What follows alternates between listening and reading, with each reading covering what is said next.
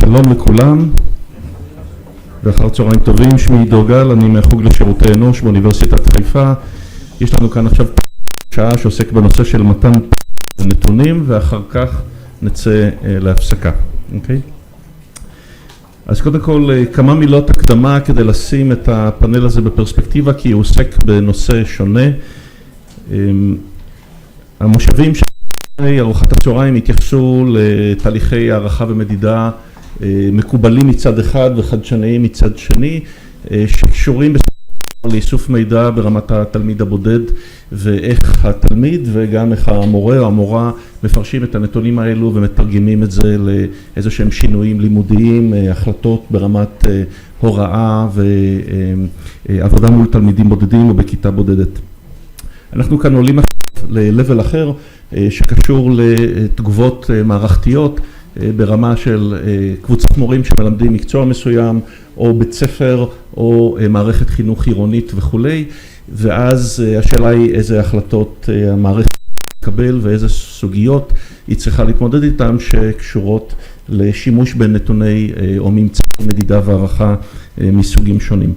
אז המושג מתן פשר לנתונים או מתן משמעות לנתונים הוא בעצם נקודת ההתחלה או נקודת המוצא לתהליך שבעקבותיו המערכת צריכה לשאול את עצמה מה מסביר את הנתונים האלו, מה הגורמים האפשריים שעוזרים לנו להבין מדוע אנחנו מקבלים תוצאה מסוימת ברמה של כיתה או ברמה של בית ספר, או הבדלים בין קבוצות בתוך בית ספר וכולי, וזה צריך להיות מתורגם באיזושהי צורה לקבלת החלטות, להקצאה של משאבים, להסתה של מורים, להקצאה של יותר שעות, וכל מיני החלטות אחרות שהן כבר ברמה המערכתית או ברמת בית הספר או ברמת הרשות העירונית, המחוז וכולי וכולי.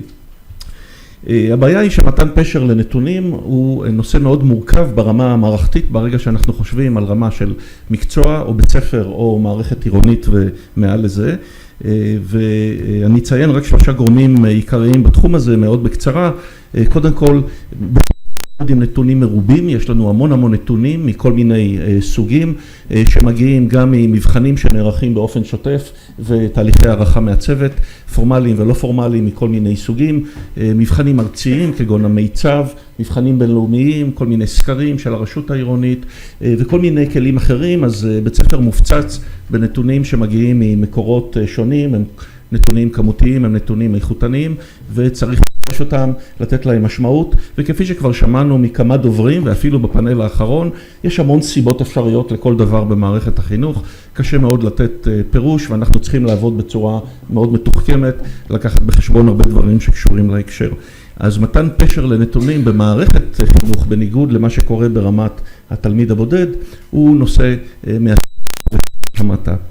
הסוגיה השנייה היא שמתן פשר לנתונים ברמה של מערכת של בית ספר, ומעל לזה, זה כבר לא עבודה של אדם בודד, זה כבר תהליך ארגוני. יש לנו מערכת, יש לנו צוות של מורים, יש לנו צוות בית ספרי, מנהל או מנהלת, היועצת החינוכית, רכזי מקצוע, מפקחים וכל מיני שחקנים ובעלי עניין אחרים שמעורבים בפרשנות של הנתונים ותורמים בצורות שונות. אז צריך להבין איך התהליך הזה נערך ואיך ניתן לשפר אותו. והסוגיה השלישית שאני אציין בגלל גם תחומי העניין האישיים שלי שקשורים לנושא של חינוך סטטיסטי ופיתוח של חשיבה סטטיסטית, יש פער גדול בין מה שלומדים בסטטיסטיקה ובחשיבה כמותית לבין מה וצריך להבין כשמתמודדים עם נתונים כמותיים ואחרים במערכת החינוך. אין כמעט קשר בין ללמוד סטטיסטיקה ולדעת על ממוצעים וסטיות תקן לבין הנתונים שמגיעים אל מערכות חינוך וניצבים ונוחתים על שולחנם של מנהלים, מנהלות וכו'. אלה נתונים בעלי אופי שונה, מוצגים בצורה אחרת, ולימודי סטטיסטיקה לא טובים בהרבה מאוד מדינות בעולם וגם בישראל.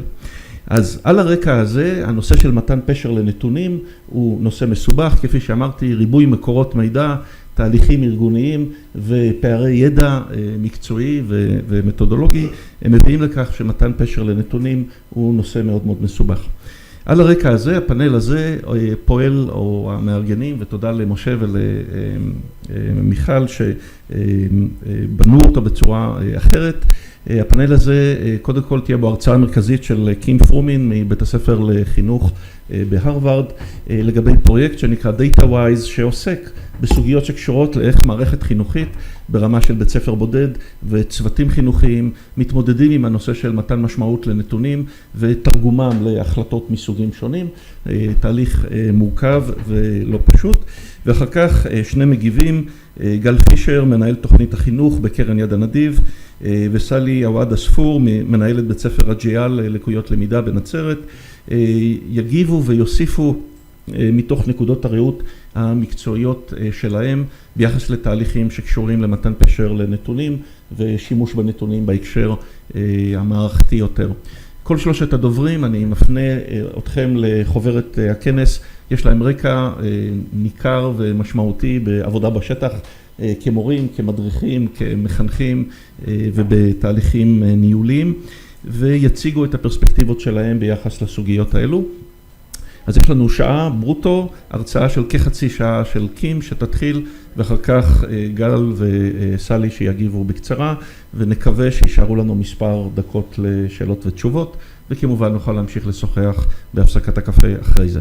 אז קים, בבקשה. Thank you, Kim, for being with us and coming to share your experience, and it's a pleasure. You're invited. צהריים טובים, shalom לכולם. Thank you for inviting a presentation from DataWise. I'm really happy to be sharing our work on behalf of our team today. And here is how we will spend our time together. First, I'll give you a quick introduction to DataWise, and then, let's see, okay, great. And then I will show you a quick video, and I will walk you through a sample DataWise journey of what this looks like at the school level. And finally, as Ido just said, we'll wrap up with a little bit of questions and answers. So here we go. Here's the one big idea of DataWise, which is that at least schools in the United States, I imagine schools in most places around the world, are kind of drowning in piles and piles of data, and they're having a very hard time getting to an action plan of actually finding a methodology that they can use to take these piles and piles of data to do something meaningful at the classroom level. So I myself have been a teacher and had a very hard time of making this transition. So I also share DataWise, and I'm proud to share DataWise because I think that it's a system that can really work at a school level. And I say school being K-12 and higher education as well. So I will walk you through this process, but basically an overview, big idea, piles and piles of data. First start with a focus area, and then a priority question of what we want to investigate, becomes a learner-centered problem, and then we look to connect that with a problem of practice. And I will go over all of these things in more detail, but that's the big idea, piles and piles of data that actually become an action plan. So a little bit about DataWise is that it's actually not a program to implement with fidelity. It's actually a process and a way of bringing coherence to the work of improvement that you are likely already doing in schools. And I'll go through those in just a second. But that's a kind of brief overview. And now I will show you a video just about DataWise to give you a sense of what this looks like. Let's see. Oh, okay, sorry. I'm looking on the wrong side, right? So, okay. So, you know what, and actually, as you are watching the video, I want you to think about two questions. What do you notice and what resonates with you? And you'll actually get a chance to talk to your neighbor about this in just a second, so, okay. All right, so a little afternoon video break. Again, what do you notice and what resonates with you? In an effort to ensure our educational system prepares children to thrive in the 21st century, schools, districts, and states have engaged in extensive assessment of student performance. As a result, teachers and administrators have been inundated with data from the many tests their students take and are seeking ways to use this data to make real and lasting improvements in teaching and learning. One of the real equalizers right now in education is that everybody is drowning in data. This is happening at elementary schools, middle schools, high schools, small schools, big schools, urban schools. Everyone is facing the same problem together. The problem is not a shortage of data. The problem is figuring out how to use that data constructively and to do so as a team. As a principal, we had collected mounds of data, both as a teacher and a principal. I knew we had file cabinets full of the stuff, but we only ever really looked at it right when the state test scores came back and we said, oh, that was good, or oh, that's terrible. But we didn't really do anything with it. To help educators use data effectively, the Harvard Graduate School of Education and the Boston Public Schools collaborated to create the DataWise improvement process. What I love about the model and what I love about teaching schools and educators the model is that we brought in really effective teachers and administrators from the Boston Public Schools. We tapped those minds of the teachers and administrators who had really over their careers figured out how to do this well. So there's a very intimate connection between the work we do here at the Murphy School and the DataWise process. We wouldn't have been able to articulate it in the same way. We were just doing it, but they helped us to put it into a logical form and really to make it replicable by other schools. Oh, this one. The DataWise team found that schools that use data well seem to take a step-by-step problem-solving approach. They captured this approach in the DataWise improvement process, in which schools prepare, then inquire, and then act. In the preparation phase, educators build the foundation for collaborative, responsible data use. During inquiry, they analyze a wide range of data sources, including their own teaching, in an effort to identify the specific problem of practice they will commit to solving. They then develop and implement an action plan and assess the extent to which it addressed their problem of practice and improved student learning. At the end of Step 8, the process begins again with a new round of inquiry. The idea is to create a spiral that moves ever upward and so that you're continually solving problems of student learning based on data, but you're evolving to a higher and higher level each time you begin to solve these problems. So for the first half of the meeting today, I'd like A defining feature of the DataWise improvement process is that teachers are not expected to solve problems alone in their own classroom. I have one student who's been having a really hard time lately. The focus instead is on collaborative teams. It's no longer you're the captain of your own ship. It's like you're the crew, and the ship becomes somewhat larger. It's no longer just your classroom. The ship is the school or your grade, and that your team is focusing on. There's not just one fifth grade. There's 7 of us. We can work together. That helps us. Get all the resources that we need to have these high standards on each other and for our students. So it's not like we're left out there to do this all on our own. How much are you going to buy? We need to know how many packages of each item that we're going to buy. But what does it look like when educators work together in this way? DataWise in Action tells the stories of schools from around the U.S. that are using the model. So then 6 times 4. This DVD invites you into classrooms and meeting rooms in Boston's Murphy K-8 school, offering one example of what the DataWise improvement process can look like. It focuses on the observation of teaching practice, a tool that is critical to the process, but can be difficult to embrace. If you look at the 3 steps of the DataWise improvement process, there's prepare, and inquire, and act. And preparing is really nothing more than learning how to work together. And inquiring is learning how to see. It's learning how to seek the truth about what kids know, what we know, what we can do to improve instruction. And acting is about doing the right thing. Once we began to zero in on what really matters, and that is the interaction between the teacher and the child in the classroom, and making that as effective and as powerful as possible, then we began to see the changes. We saw teachers feeling confident about the way they were teaching mathematics. What do you guys think about that? Is there anything else we could do? We saw students excited about mathematics. We saw improvement in our performance. Nice job, boys and girls. Thank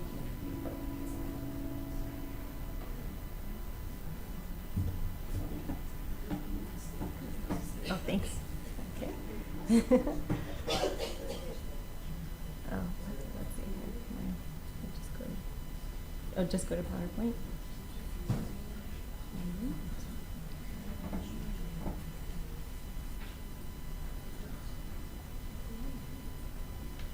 All right. Thanks. Now, why don't you take 2 minutes to just talk to the person who is sitting next to you or a partner. Again, just what did you notice and what resonated with you?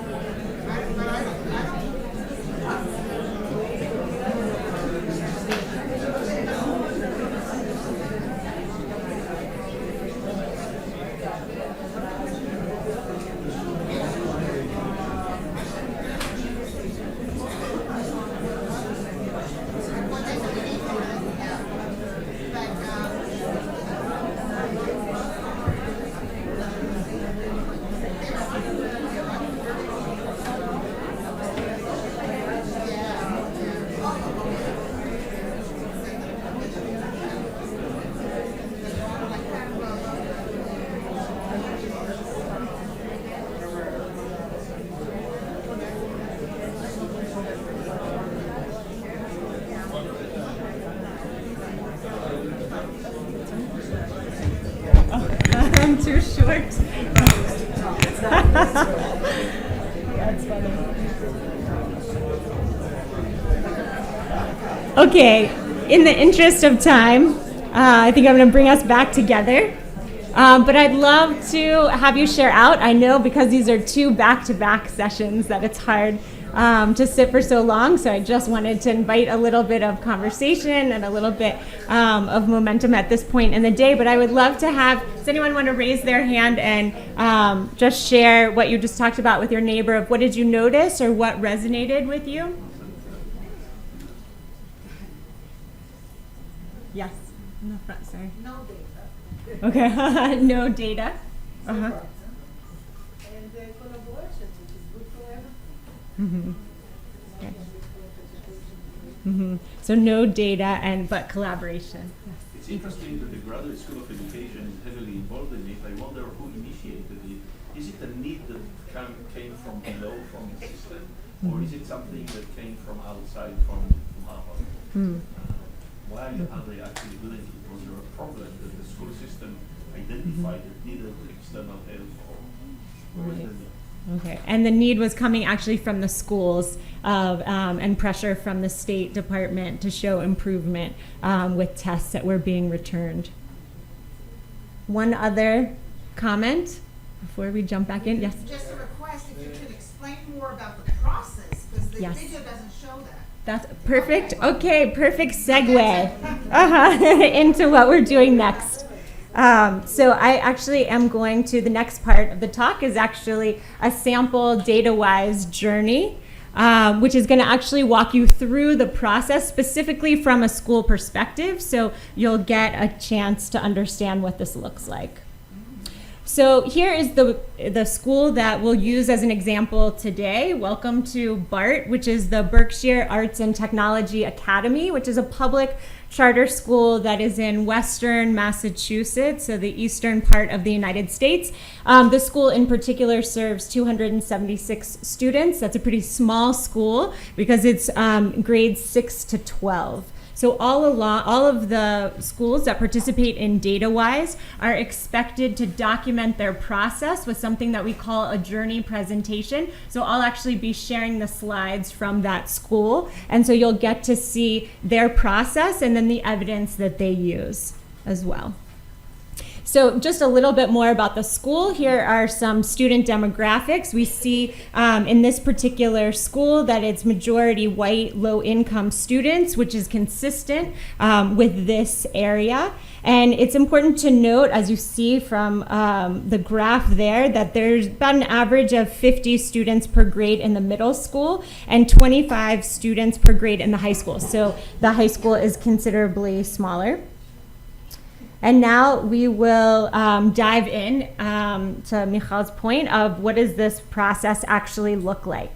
So step one, as you saw in the video and also as you noticed in the front, is really organizing for collaborative work. And DataWise believes that in order for a school to support a data-driven environment, there must be systems and structures for working together. So the outcome of organizing for collaborative work is actually to create a team and to create structures together. So this has to do with setting norms for collaborative work, acknowledging work style preferences. How do you like to work in teams? How do I like to work in teams? Setting expectations for effective meetings. In fact, DataWise has since published a book, came out this past summer, called MeetingWise, which is all about how to run and organize effective meetings. Happy to answer any questions about that afterwards. And here's just one example on the side, this box of basically what would come out of this first step is the principal maybe setting aside 90 minutes a week for teachers to meet in cross-grade teams to discuss learning and teaching. That is not something that is automatically built into the day in most schools in the United States. So this is a departure from the norm. And again, I'll show you, this is part of BART's journey presentation. So their process, they organized a schedule so that teachers could meet in horizontal or in grade teams and in subject area teams. They had a specific purpose. They created team norms and processes and agendas, which I just said. So that was their process, and then here's their evidence of just actually looking and creating a time and groups in terms of teams for how teachers will meet. And this is just kind of evidence to begin their collaborative work. So the second step is building assessment literacy. And this is kind of focused on how do we look at data in a school? What does it sound like? What does it look like? So there's several protocols that teachers would use to start the process of getting comfortable. Again, this fits into kind of the comment that was made earlier about training and what does this actually look like at a school level. So a sample, activity would be that a team member would explain key assessment literacy concepts to colleagues and help them understand how to read score reports or other sources of data. And so basically, the goal of the second step is increase comfort with data, which, as we saw in Randy's presentation, is not something that actually comes naturally, or maybe was not part of kind of teacher preparation programs, pre-service programs. So this is something that we have found that teachers actually need the help with. So again, jumping back to BART, they partnered actually with a trainer from the College Board, who led a full-day workshop on actually understanding what the preliminary scholastic aptitude test, college entrance exam kind of looks like, and also just to help the teachers understand how to read the score reports, which can often be complicated. So that was part of their professional development, that they spent time doing that. And again, as I mentioned before, that they use different discussion prompts to practice reading and understanding what kind of information is in the score reports. So evidence of this, not sure, let's see. I'm not sure why the picture isn't showing up, but there's a sample score report there. So they looked at kind of measurement error, especially noting that this is a very small school, and thinking about that in terms of reliability of their score reports as well. So as we move on to step 3, we're moving into the inquire phase, and we're focusing on actually choosing a focus area. So in step 3, the principal would actually choose a focus area, analyze some data, kind of display that data, and allow staff members to make sense of the data, again, so that this is a collaborative process that rests with the team. And the outcome of step 3 is actually to create a priority question. And as we move through step 3, we're actually kind of as a team struggling and asking, why are we looking at data? What is our focus? And the focus area is usually something kind of broad, of how are students performing in math, or what is the nature of the achievement gap at our school? What evidence do we have that special education students are developing reading skills or something like that? And the focus area helps to narrow, the scope of inquiry. So this again is the BART example. Sorry, it sounds like it's echoing. What did you say? Okay. So for the BART example, the focus area of this journey was looking at college readiness of their students. The principal put together some graphs.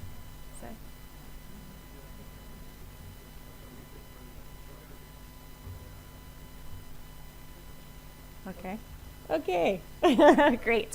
So the principal created a data overview that summarized both the state test and then this national PSAT results over time, looking at 10th and 11th graders. And then the high school data team used a particular protocol, looking at student work protocol, which you might be familiar with, to discuss observations from what they saw. So here again is some of the evidence, 3 pieces of evidence that the principal brought to the school. So I mentioned the state tests and the national test, the PSAT test. I'll show you those graphs in just a second.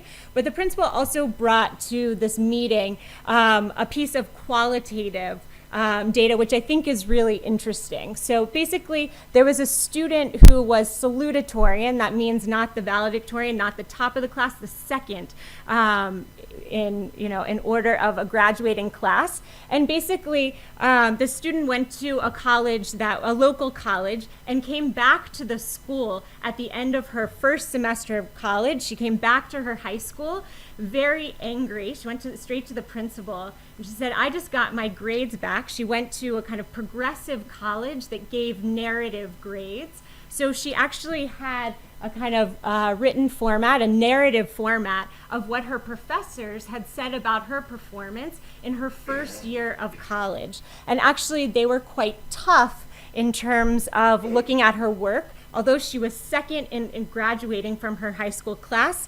her professors were quick to say that she doesn't draw on texts as she's supposed to. She gets off topic in relation to texts, and she has trouble making a compelling argument. And the principal shared this with his team, because he said, this is what our best students are going on to do in college, and we need to do better for our students while they are in high school, and we need to figure out kind of more of what's going wrong in that process. So this was one piece of evidence. This is the state tests. These are MCAS tests, Massachusetts state tests, and you can see that over time, from 2006 to 2011, that scores are increasing. But then when we look at this national test over time, same time period, 2006 to 2012, 2011, 2012, and the scores are not increasing over time at the same rate. So the team noticed this, what I just said, and they identified the following priority question, which is, what skills required on the PSAT, this national test, do our students study with the most? They kind of wanted to understand what was happening for their students. All right, as we then go on to step 4, which is really kind of digging into student data. And this is when we dig into student data, we're looking for a more focused question that staff, again, develops collaboratively and taps into something that the staff and the teachers are actually motivated to investigate. And they develop a priority question which relates, learner-centered problem. And this relates to multiple data sources that are within the team's control. And it's actually a statement about student learning, not a question. And it's usually kind of at this point when you start kind of digging into student data, it's very easy to get overwhelmed. And so you might be examining a wide range of student data, but we're narrowing it down to a learner-centered problem. What's actually happening at the student level? So over 3 meetings, the English language arts team actually took the critical reading section of, so they took the national exam themselves under timed condition to understand more about the student experience. They had an open discussion of the skills and knowledge that students needed to answer correctly. And then they analyzed the summary of answers and skills on the report to see how students performed on a group of items designed to test kind of the same skill. And then they also, again, used a protocol to kind of have this discussion as well. And here's what they noticed. So this was their process.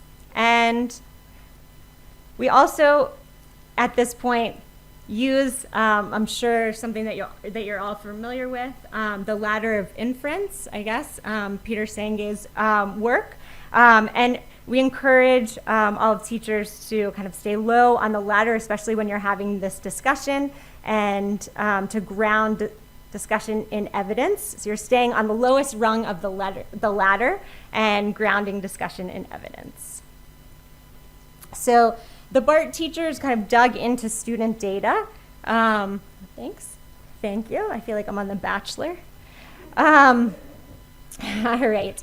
They noticed, so they were looking both at a prompt from the exam, at a student response, and then narrowing down to look at data that is actually coming from the score report. And after examining that data, they came up with a learner-centered problem. And this is students struggle to identify and compare the author's point of view, especially between multiple rigorous texts.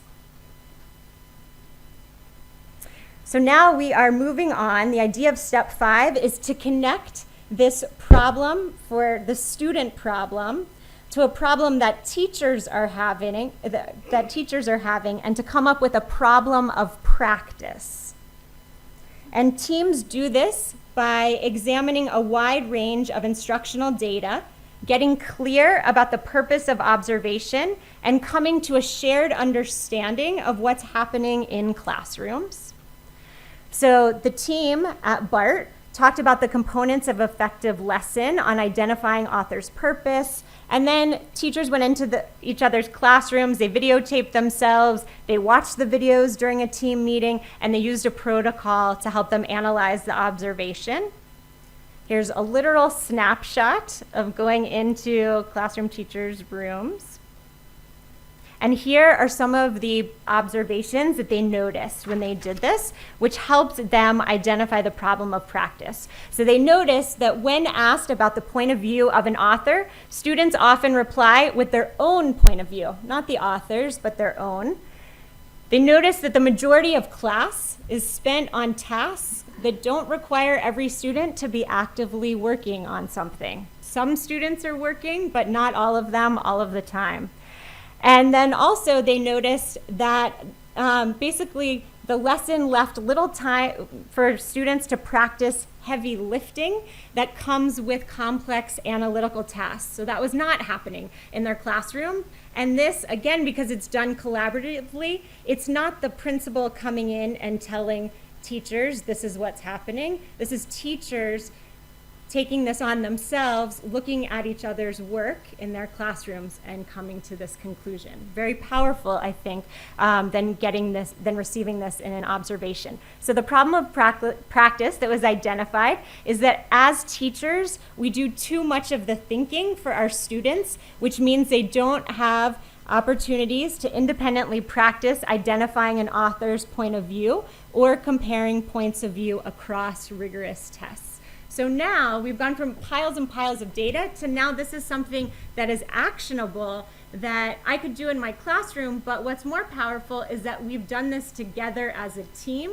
So now we're inclined to also address this as a team. It takes a little bit more pressure off me as an individual teacher, for example. Thank you. Yes, I'll marry you. Step 6.